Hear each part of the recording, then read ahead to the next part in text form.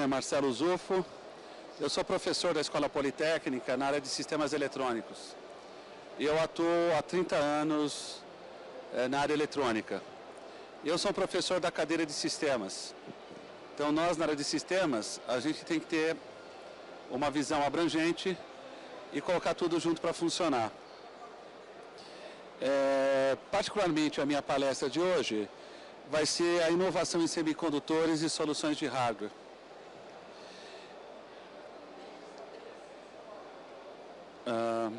Vamos ver se funciona.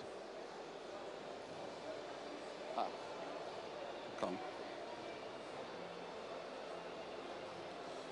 Eu acho que a bateria está ruim aqui. Vamos ver se eu consigo voltar aos slides.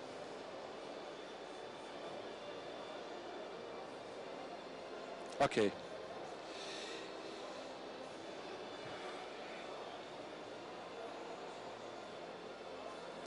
Bem, em 2022, a Universidade de São Paulo ela teve uma mudança na sua orientação institucional. Vocês já devem ter escutado falar da USP. A gente normalmente falava que a gente tinha 3 focos de atuação. O ensino, nós formamos alunos em graduação, pós-graduação. A pesquisa, semana passada saiu o ranking mundial. Nós ficamos na 85ª posição. Estamos numa derivada ascendente. A nossa meta, em alguns anos, está entre as 50 melhores universidades do mundo. E a extensão. Eu não sei se vocês sabem, mas nós gerenciamos o Hospital das Clínicas de São Paulo, Bauru, Ribeirão Preto e vários museus, inclusive o Museu do Ipiranga. Agora, desde o ano passado, a USP resolveu ter um 4º eixo de atuação, que é a inovação. Para nós, inovação é levar o conhecimento como qualidade de vida para a população. E uma das formas de fazer isso é trabalhar no que nós chamamos em tecnologias profundas, Deep Techs. E uma das prioridades da USP é ajudar a reindustrialização do Brasil com foco em áreas estratégicas, incluindo a área de semicondutores e hardware. Eu vou apresentar alguns números da universidade. Nós somos hoje 100 mil alunos, nós temos 60 mil alunos de graduação e 30 mil de pós, nós somos 13 mil funcionários, 5.200 professores. O nosso orçamento em 2023 são 7,5 bilhão de reais, é um orçamento expressivo. Nós somos a 12ª universidade que mais produz pesquisa no mundo. Nesse ranking, nós já estamos no ranking dos top 15. Agora, isso não basta para a gente melhorar a qualidade de vida e a competitividade do país. Por isso que nós queremos focar em inovação. Nós estamos mapeando as empresas criadas pela USP e até o momento nós contamos 2.016 empresas. E nesse momento nós temos 155 empresas incubadas. 155 startups. Para a gente focar na inovação, eu gostaria de convidá-los todos aqui na plateia. Nós criamos o Centro de Inovação da USP. Ele agrega laboratórios interdisciplinares de ponta em várias iniciativas. Nós temos desde o Instituto Pasteur aqui, até laboratórios de eletrônica e mais recentemente em computação quântica. A ideia do Inova USP é a gente centralizar toda a inteligência da universidade para apoiar a sociedade e a indústria.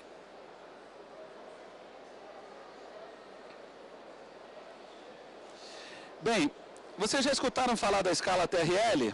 Quem escutou falar em TRL aqui, levanta a mão. O TRL é uma escala inventada pela NASA para medir inovação. TRL1 é normalmente a concepção, a ideia. Vamos fazer escova de dente com cabo de titânio. Isso é uma ideia. Podemos ter uma ideia no cafezinho aqui.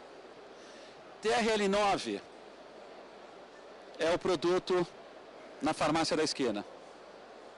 A NASA criou esse padrão, e é uma norma ABNT, para justamente a gente medir o nível de maturidade de uma certa tecnologia do ponto de vista de inovação.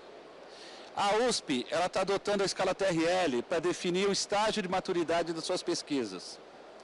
Até o ano passado, a USP trabalhava em TRL 4. Você tem uma ideia? Vão pedir dinheiro para o governo para fazer uma pesquisa, a gente faz a pesquisa, orienta aluno de mestrado e doutorado, publica, patenteia. Hoje nós temos na nossa base de dados 3.500 patentes, estamos indo para 4.000 patentes. Mas fazer isso não ajudava na inovação. Então hoje a USP, ela quer de TRL 1 a 9. Ou seja, nós queremos fazer pesquisa básica, mas se esforçar o máximo possível para que essa pesquisa básica vire produto e serviço inovador na sociedade brasileira e mundial.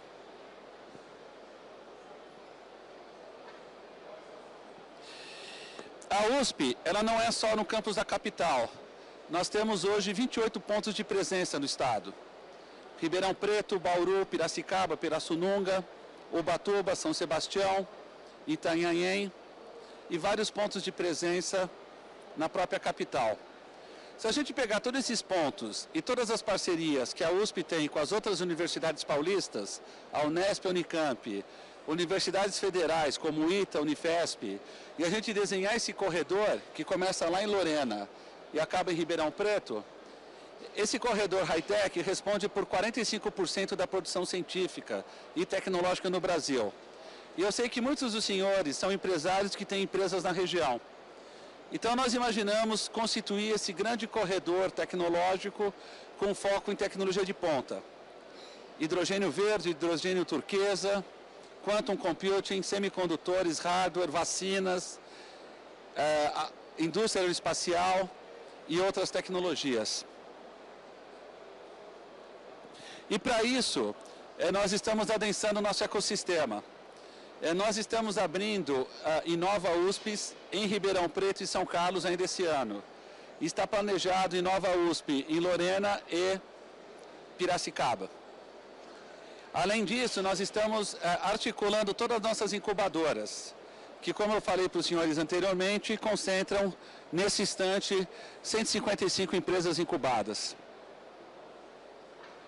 E no nosso caso, a gente acredita que a gente tem que fazer inovação aberta, baseado no que a gente chama na pentahélice. Governo, indústria, universidade, fundo de investimento e startup. Essa estratégia, ela é baseada na proposta do MIT. E vale muito a pena vocês estudarem esse artigo do MIT, que eles nunca terminam. É um working paper. Ele não fecha. Todo ano esse paper é revisado. E a USP adotou esse working paper como referência para as nossas políticas de inovação no estado de São Paulo e no Brasil. E nesse paper vocês vão ver essa figura que a gente chama da pentahélice. O que é muito importante é que esse processo de inovação, ele é muito induzido também por fundos de investimento. Então, esse mapa do mundo mostra os principais fundos de investimento em alta tecnologia. Vocês vejam que nós temos um problema no Brasil também. Então, assim, nós gostaríamos de ter sentado nessa mesa, não só professores universitários, técnicos de eletrônica, empresários, representantes do governo, mas também fundos de investimento. E nós estamos conversando com esse setor de atividade econômica para viabilizar isso no Brasil. A boa notícia é que sim, tem dinheiro sobrando. A má notícia é que a gente não sabe como investir. Então nós, empresários, nós acadêmicos, juntos com o governo, nós precisamos convencer os fundos de investimento do Brasil a investir nisso. Quem aqui tem fundo na XP? Tem que ter lá o Fundo de Investimento em Alta Tecnologia brasileiro. Isso vai acontecer cedo ou tarde e nós estamos conversando com esse setor para que isso ocorra no Brasil. Tá? Agora, sem política deu muito certo na USP. Dos 10 bilhões de venture capital gasto em unicórnios no Brasil nos últimos anos, 43% foi captado por cérebros uspianos. Então, há esperança. Isso numa época que não tinha política. Agora que a USP está focando em inovação, nós queremos ser proativos em relação a isso. Bem, e eu estou falando aqui porque eu acho que nós temos que ter um fundo num setor altamente pujante brasileiro, que é hardware semicondutor. E eu acho que se a gente se mobilizar numa palestra como essa, se a gente vir aqui o ano que vem perseguir, isso vai acontecer cedo ou tarde. E isso pode mudar radicalmente o nosso setor. Bem, o que nós estamos fazendo é mapeando as empresas com DNA USP, tá? Nós temos hoje 1934 empresas com DNA USP e queremos criar mais em hardware semicondutor, tá? Elas estão gerando 30 mil empregos e faturando algo da ordem como 16 bilhões de reais. Agora, dentro da universidade, a gente criou um centro, que é o CIT, o Centro Interdisciplinar em Tecnologias Interativas. E esse centro, ele é um centro certificado pelo Ministério da Ciência e Tecnologia, como um CAT, e a gente tem, há 10 anos, capturado a ideia que a indústria eletrônica mundial vai ser radicalmente transformada.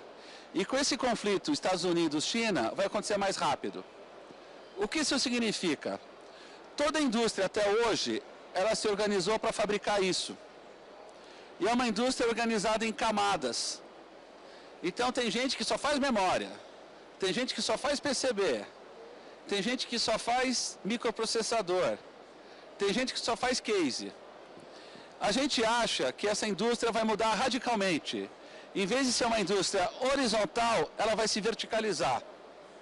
E tem aquele One More Thing do Steve Jobs. O Brasil acabou de aprovar a sua reforma tributária, em que existe a chance histórica de a nossa indústria, do nosso setor de atividade econômica, poder competir em termos de custo Brasil, que na essência é imposto.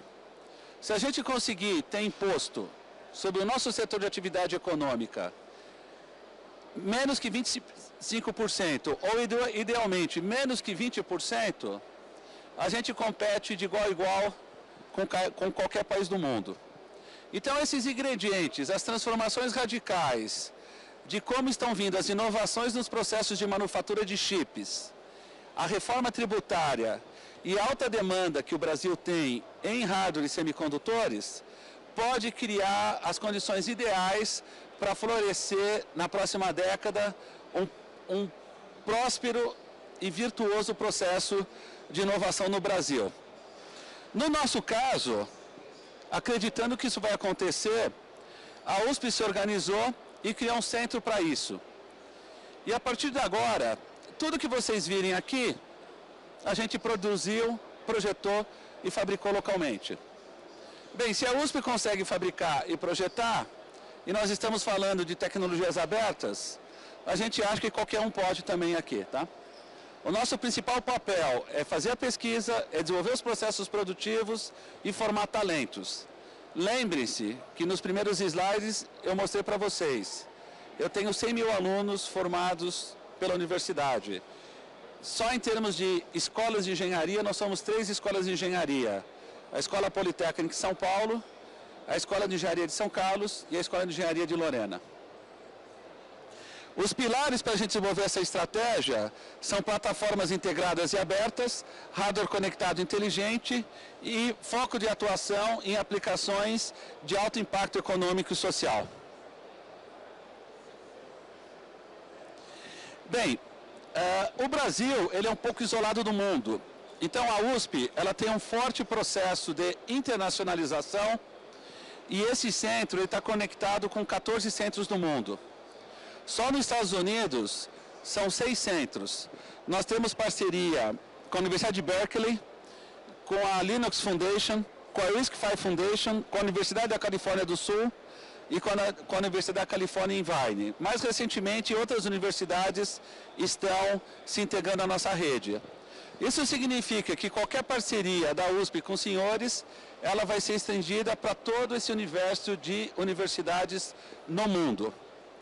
Na Europa, nós estamos com o CERN, nós estamos com o INRIA, vai ser anunciado pelo governador brevemente, o INRIA, que é o maior instituto francês em inteligência artificial e hardware para inteligência artificial, vai ter um escritório na USP. Nós pretendemos ter 60 cientistas franceses do INRIA colaborando conosco. E, finalmente, na Ásia, nós estamos com a Universidade de Nihon, em Tóquio, e com a Seoul National University, na Coreia. Tá? Bem, aí eu vou entrar no objeto da minha palestra propriamente dita, da concepção ao projeto de plataformas IoT++. Ou seja, toda a nossa linha de pensamento é não pensar de uma indústria de eletrônica vertical.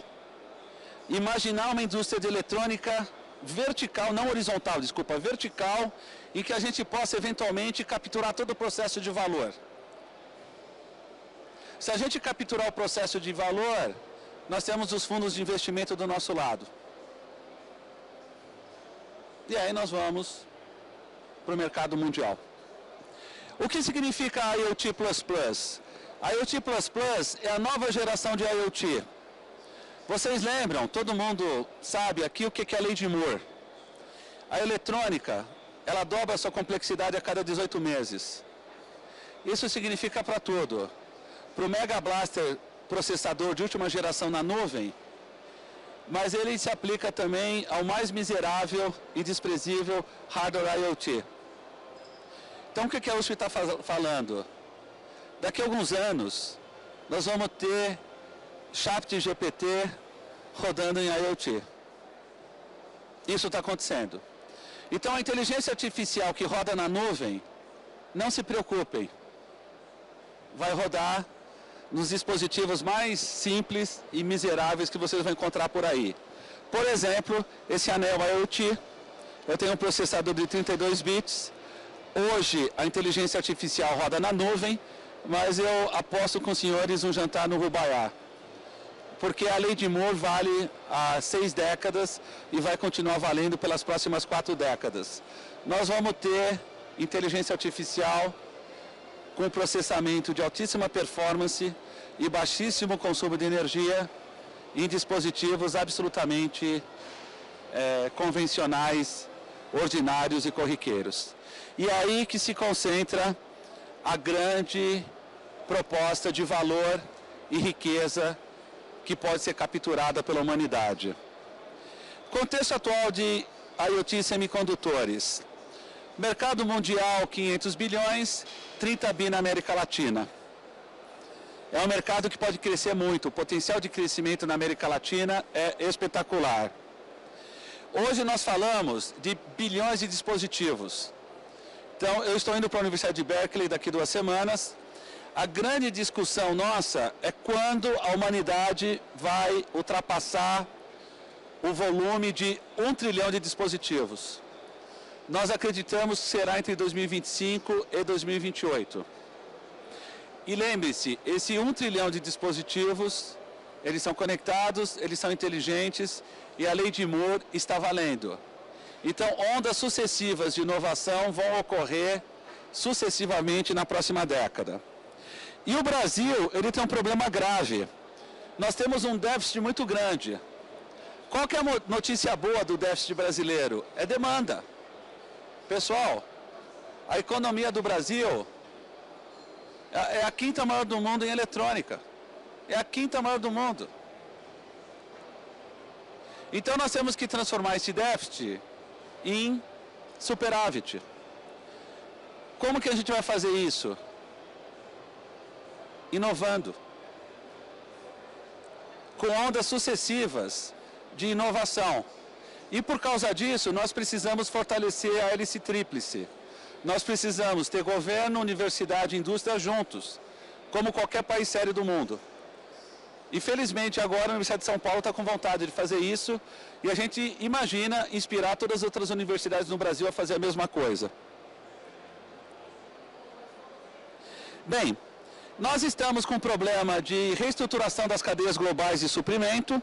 O faturamento de segmento de semicondutores é 500 bi, mas a gente sabe que ele agrega valor de 40 tri. Vocês sabem por que a China e os Estados Unidos estão brigando pela indústria de semicondutores? Porque a indústria de semicondutores gera 500 bi por ano, há uma taxa de crescimento de 10% ao ano, mas impacta 40 tri no mundo, quase 80% do PIB mundial. E aí, não vamos capturar valor só fazendo software. Nós precisamos de hardware, porque no IoT, você precisa fazer o hardware para poder agregar software. Não tem jeito. Por isso que nós temos que projetar microprocessadores, projetar hardware no Brasil para capturar esse valor, porque senão a hipótese de investimento não se sustenta com os fundos internacionais de investimento, tá? Infelizmente, nós estamos aguardando, a gente acabou de aprovar a reforma tributária. Eu sonho, conversei com o governo federal hoje, com um projeto de no mínimo 10 bilhões de dólares no Brasil em semicondutores. Se a gente não tivesse investimento, esquece, nós não vamos conseguir fazer. Tá? Bem, quando a gente fala do IoT++, a gente fala da próxima geração da internet das coisas, potencialmente conectando dezenas de trilhões de dispositivos. E a USP ela tem uma visão. Da mesma forma que a gente consegue ver uma plataforma de abstração única da nuvem, vocês já imaginaram quantos celulares tem no mundo? É fácil. Quantos humanos tem no planeta Terra? 8 bilhões. Todos os humanos têm um celular hoje. Se cada humano tem um celular, e cada celular tem 2 GB de RAM, multiplica 2 GB por 8 bilhões de humanos. Vocês já imaginaram a quantidade de memória? Vocês já imaginaram a quantidade de CPUs? Imagina um dia que um maluco de uma universidade, como a USP, falar o seguinte: olha, dá para fazer uma nuvem com isso, numa plataforma de abstração única. E a gente vai poder, por exemplo, rodar ChatGPT versão 8 nisso. Esse processo já está em discussão nos principais fóruns de inteligência no mundo, inclusive na USP. A grande concentração de valor, riqueza, trabalho está aí. Gente, vamos pegar, vamos fazer, vamos ganhar dinheiro com isso, vamos gerar emprego. Tá? Isso é o que a gente chama de IoT++. E aí vai acontecer uma coisa muito interessante. Hoje, na arquitetura 4.0, 4G ou 5G, está tudo centrado na nuvem. Sabe o que vai acontecer quando a gente começar a explorar essa computação? Vai haver o que a gente chama de uma ruptura de modelo de negócio. A nuvem vai cair fora. Vocês vão ser a nuvem.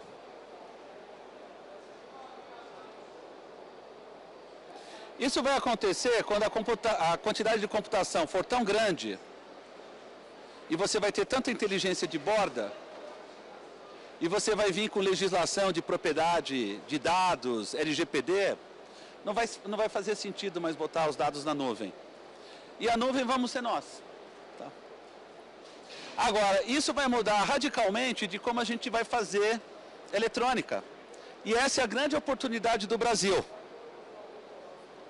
Então, hoje, a internet das coisas é centralizada na nuvem, mas a gente acredita que em 10 anos não será mais centralizada na nuvem. Não é o Marcelo Zuffi que está falando isso. São professores eméritos de Berkeley, Caltech, Oxford, Cambridge e nós também. Tá? E aí, outras metáforas, como a computação enxame, estão aparecendo.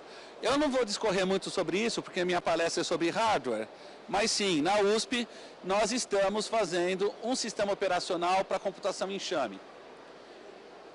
Prestem atenção na Polícia Militar do Estado de São Paulo, prestem atenção na Prefeitura de São Paulo. Nós estamos hoje com 40 viaturas da Polícia Militar rodando microprocessadores com sistema operacional de enxame da USP para combater crime. E nós temos hoje semáforos na cidade de São Paulo já rodando no modo enxame com semicondutores projetados e fabricados pela universidade. Tá? Um exemplo típico de aplicação enxame é a mobilidade urbana de conglomerados urbanos complexos, conurbações complexas. Por exemplo, a cidade de São Paulo. Agora, para isso, a gente precisa o domínio da tecnologia ponto a ponto. Nós desenvolvemos na USP a nossa plataforma de hardware aberto, que é a Caninos Loucos. Eu não sei se vocês já escutaram falar da Caninos Loucos. Nós estamos no 4º ano de execução do programa. Nós já fabricamos aproximadamente 10 mil placas e durante a pandemia nós vamos mostrar para as senhoras e para os senhores, em menos de 100 dias, nós projetamos do zero, com a Caninos Loucos, ventiladores pulmonares. Nós concebemos, projetamos, certificamos Anvisa e fabricamos 1000 ventiladores que foram distribuídos em 17 estados da federação. Nós acreditamos que com esses ventiladores a gente salvou entre 8 a 12 mil vidas. O fato é que de forma vertical a gente consegue fazer tudo na Caninos. E é uma plataforma inteiramente aberta, não tem propriedade intelectual proprietária. Eu consigo projetar na camada de aplicação. Eu esqueci de falar para vocês, mas eu estou rodando um kernel Linux e Android. Então hoje na Labrador eu consigo rodar 60 mil aplicações. Blockchain, IA, TensorFlow, Bitcoin, planilha, 59 games, tá? Então nós conseguimos dominar todos os processos de camada de aplicação, todos os processos na camada de hardware. Então esse hardware que eu mostrei para vocês, ele foi fabricado por nós. Mais recentemente, na universidade nós dominamos SIPs, Systems on Packaging. Nós estamos empacotando dies com tecnologia de manufatura aditiva que eu vou mostrar para vocês. Ou seja, o SIP eu consigo fabricar na universidade. E mais recentemente, eu não sei se vocês conhecem uma empresa que licencia microprocessadores, a ARM. A ARM licenciou toda a propriedade intelectual dos chips dela para a Universidade de São Paulo. Então nós estamos projetando chips com a mesma complexidade de aparelhos que começam com A ou com S aqui no Brasil. A nossa última milha é a Foundry, mas por favor, aguardem. A Universidade de São Paulo alocou um fundo de 5 milhões de dólares de ignição para a gente começar a fazer a Foundry nos próximos meses, tá? Bem, nós conseguimos fazer a síntese do hardware, a arquitetura do hardware, o coprocessamento, e o nosso principal foco é fazer chips com baixíssimo consumo de energia, tá? Fiquem no radar. Em setembro a gente combinou com o Ministério da Ciência e Tecnologia, que patrocinou a aquisição dessas máquinas. Faremos um grande workshop de como projetar, fabricar, testar e aplicar o seu próprio hardware em menos de 24 horas, tá? Nós podemos fabricar elementos irradiantes, antenas, nós podemos fabricar passivos, resistores, capacitores, indutores, e a gente vai poder montar e estaquear microdies em cima dessa infraestrutura. Esse é o nosso processo de manufatura. Nós temos hoje todo o projeto de simulação com uma ferramenta de projeto de chips chamada Cadence. Nós vamos introduzir em amarelo a manufatura 3D, introduzir o que a gente chama de manufatura SMD híbrida, ou seja, chips em dies, com nodes de até 8 nanômetros, e a gente vai poder inspecionar em 3D. Então nós estamos comprando microtomógrafos, na verdade a gente já comprou. Se vocês forem do stand da Fuji, a USP está lá, a gente pode mostrar para os senhores e para as senhoras algumas estruturas 3D projetadas e fabricadas. A novidade é que a gente desembaraçou a impressora 3D ontem, ela é um pouquinho cara, tá? E nós estamos instalando na USP nessa segunda quinzena. Até 2 de agosto nós estamos com a máquina em plena operação. Então nós vamos poder conceber, projetar, imprimir, fabricar, medir, testar e aplicar em campo.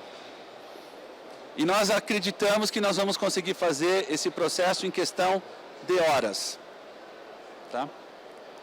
A gente está desenvolvendo uma metodologia inédita no mundo chamada SCCOM, System Co-Design Optimization Method. O que significa isso, pessoal? Hoje, quando eu vou fazer um produto, o mundo é em camadas, certo? Então tem alguém que faz o case, tem alguém que faz a PCB, tem alguém que faz os chips, tem alguém que faz o software. E normalmente esse pessoal não conversa. Nessa abordagem nós temos que fazer tudo. Então nós temos que trabalhar na escala de metro, na escala de milímetro, na escala de micrômetro e na escala de nanômetro. Porque eu estou projetando a CPU, eu estou integrando a PCU no meu micro interposer. Essa interposer entra na PCB, a PCB entra na placa de hardware, que entra no case. O que a USP descobriu? Não existe metodologia para isso. Então, somos uma universidade, vamos fazer essa metodologia. Se vocês visitarem o nosso stand, vocês vão ver vários produtos usando essa metodologia. O mais legal é o ventilador da USP. E ele traz como consequência a agilidade. Por trás da metodologia SCDCOM, nós temos que ter todo o processo altamente automatizado com técnicas 4.0. Então, sim, todas essas ferramentas a gente trabalha em nuvem. Em alguns casos, a gente chega a engajar até 80 pesquisadores da USP, engenheiros, técnicos, alunos de mestrado, doutorado, pós-doc, professores, trabalhando em plataformas de nuvem para viabilizar isso.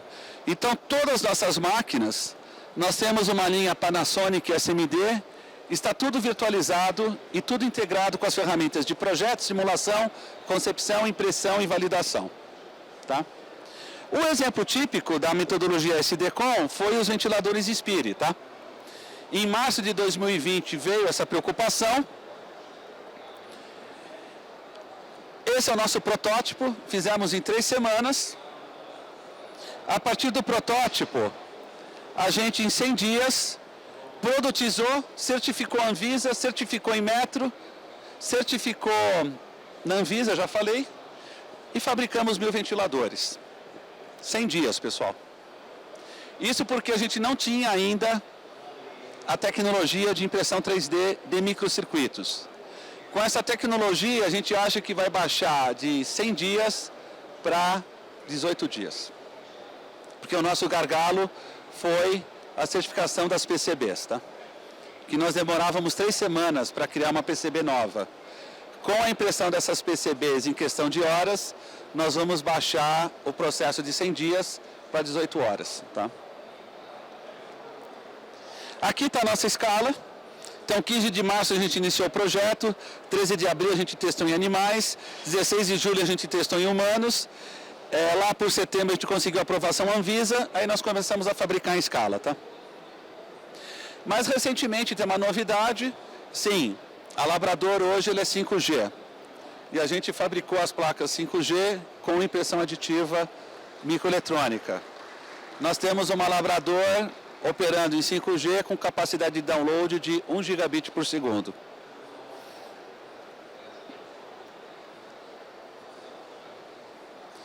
Bem, só para encerrar, entrar nos bits e bytes, nesse instante nós estamos projetando um SiP, integrando um microprocessador de 32 bits.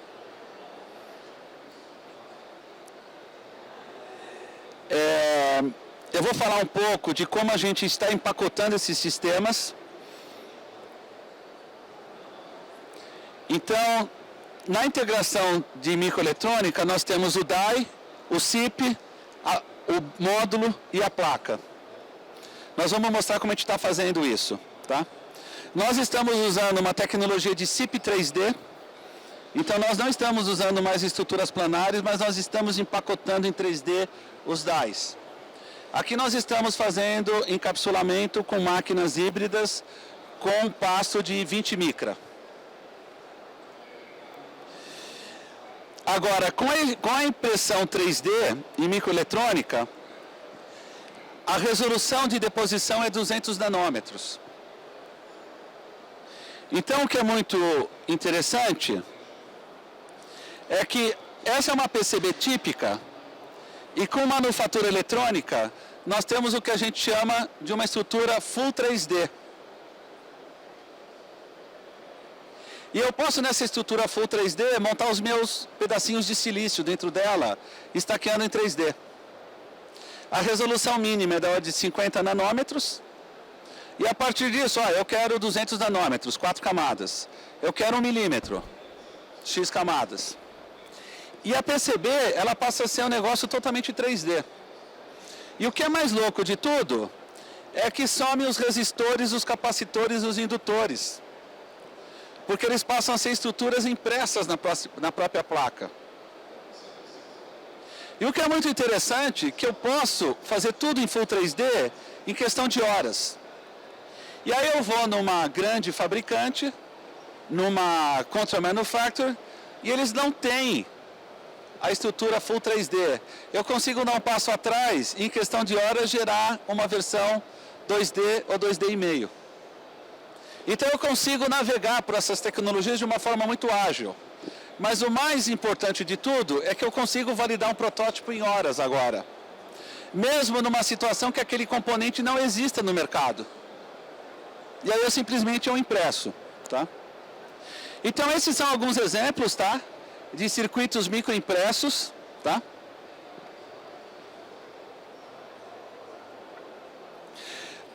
Um dos produtos nossos é a pulga. A pulga é o nosso node, ela tem o tamanho de uma moeda de 25 centavos. Eu vou mostrar para vocês uma pesquisa que os meus alunos estão fazendo. Esse é um encapsulamento clássico, então no clássico eu tenho a PCB, eu plugo o DA em cima, eu faço o wire bonding, certo? Com Full 3D, eu embuto o wire bonding na placa, eu injeto o die e simplesmente boto uma tampinha de plástico em cima para não oxidar. Eu boto resina. Aqui o objetivo é não oxidar os contatos de alumínio, cobre e outro metal, tá? E o mais louco é o seguinte, eu posso imprimir, por exemplo, resistores, capacitores, indutores na placa. Ah, tudo bem, eu comprei os resistores, mas vai demorar 4 semanas. Ah, não tem importância, enquanto eu espero os resistores chegar, eu imprimo em 3D, quando chegar eu substituo. Mas eu não deixo ter meu hardware validado e pronto em questão de horas, tá? Outra coisa interessante é que a gente consegue estaquear dies tridimensionalmente. Então eu boto um die, coloco outro die, coloco outro die, coloco outro die, tudo em 3D, tá? Os dispositivos passivos impressos em 3D, indutores, capacitores e resistores, tá? Antenas, e quem aqui já comprou antena discreta? Compra antena e não funciona. Então, foi a primeira coisa que eu pedi para os meus pesquisadores, e é uma colaboração que a gente tem com o Berkeley. Todo mundo já escutou falar do LoRa. Nós estamos fazendo a pulga funcionar em 50 km com LoRa. Com essa anteninha de 1 centímetro. Ela é impressa em 3D.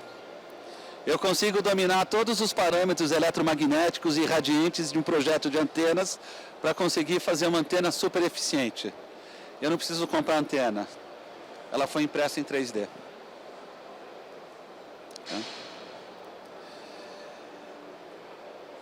E é isso daí. Muito obrigado. E faltam 10 minutos para acabar a minha palestra. Eu fico aberto a perguntas. Vou botar o microfone.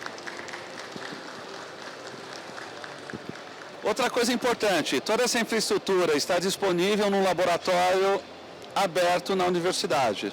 Então, caso algum dos senhores tenha interesse, nós temos esses laboratórios à disposição de vocês. O objetivo do Ministério é a gente puxar a indústria brasileira de hardware semicondutores para cima. Professor, boa tarde. Leonardo da UERJ. A pergunta é muito simples, até desculpa pela pergunta. Quando você fala em design, você está falando de customização também? Também? Então, na área de design, para a gente ter agilidade, nós temos que trabalhar com um negócio chamado Design Patterns. Eu sou professor da disciplina de sistemas embarcados na USP. Na verdade, a gente nem chama mais de sistemas embarcados. A gente chama de sistemas cyberfísicos, porque o sistema embarcado do futuro ele vai ser fortemente entrelaçado com a coisa. Então, o sistema cyberfísico é um tipo de internet das coisas fortemente entrelaçada. E que o modelo comportamental da coisa tem que estar totalmente atrelado aos modelos matemáticos simulados no chip. Para a gente sintetizar esses processos rápidos, a gente, na minha disciplina, em 12 semanas, do zero, os alunos especificam, projetam, constroem e voam drones. Duas ferramentas são fundamentais. Design patterns em design. Então, você tem que ter bibliotecas. Então, um dos truques para a gente projetar rápido é ter essas bibliotecas pré-montadas. É claro, às vezes um produto pode trazer um requisito que não se adequa a essa biblioteca. Isso pode trazer algum atraso no projeto. E ferramentas de simulação. Então, tudo que nós mostramos aqui, que é projetado, antes de ser fabricado, é inteiramente simulado.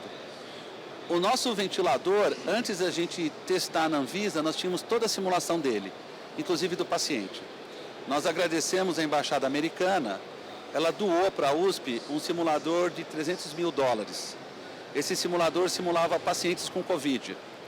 Então, a partir do uso desses simuladores, em nenhum instante a gente usou pacientes ou animais para fazer a homologação do nosso ventilador. Então, na concepção e no projeto, bibliotecas, patterns e simuladores são fundamentais.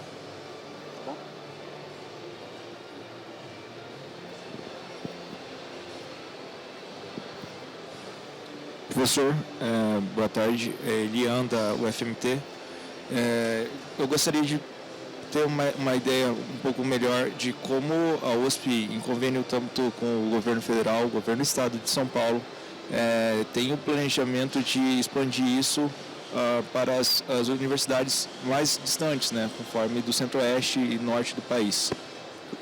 Então, a Universidade de São Paulo, ela tem hoje convênio com praticamente todas as universidades federais. A USP, ela, com toda humildade, ela está no ranking da 85. Infelizmente, uma coisa que nos preocupa é que nós estamos isolados. Como projeto de nação, a gente precisa levantar mais 5, 6, 10 universidades. Então, o nosso gabinete de relações institucionais está buscando a máxima cooperação possível, porque o Mandorinha não faz verão. Sim, nós nos orgulhamos de estar na 85ª posição. Infelizmente, outras universidades estão um pouco atrás. Então, nós estamos trocando o máximo de experiências possíveis para que o Brasil cresça, e não só uma única universidade. E um outro aspecto importante, não adianta a gente ter a USP em 85ª posição no mundo, se no nosso ranking de competitividade nós estamos na lanterninha, na 64ª posição. Então, nós estamos dialogando muito com o governo estadual e com o governo federal e com agências empresariais.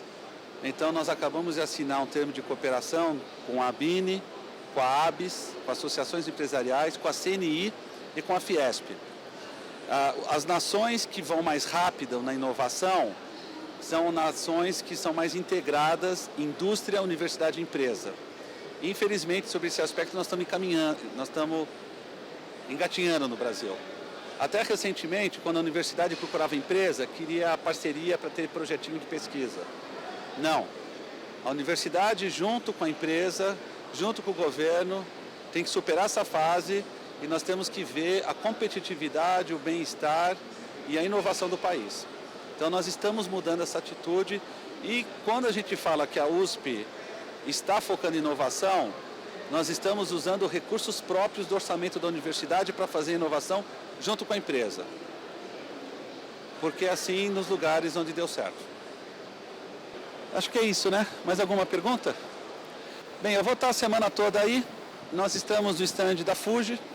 Para quem quiser ver um pouco mais do potencial de tecnologia de manufatura 3D, em tempo real, estamos aí demonstrando no stand. A Labrador, a gente imprime 3D, mostra funcionando. E a gente fica lá na USP, no Centro de Inovação, Quando eu entrei no centro, o reitor falou, o que você precisa? Dinheiro? Funcionários? Eu pedi máquinas de café. Um orientador meu foi o professor Nicolas Negroponte, ele fundou o MIT Media Lab. Ele chegou para mim e falou, olha o MIT aqui. Qual que é o nosso segredo? Café gostoso. Grátis. Então, por favor, nos visitem no Inova. Eu fico em frente à ECA, do lado da reitoria. Vai ser se vocês quiserem conversar sobre inovação, parceria e mudar a sociedade a partir de conhecimento, vou ter o maior prazer de recebê-los lá, tá bom? Muito obrigado.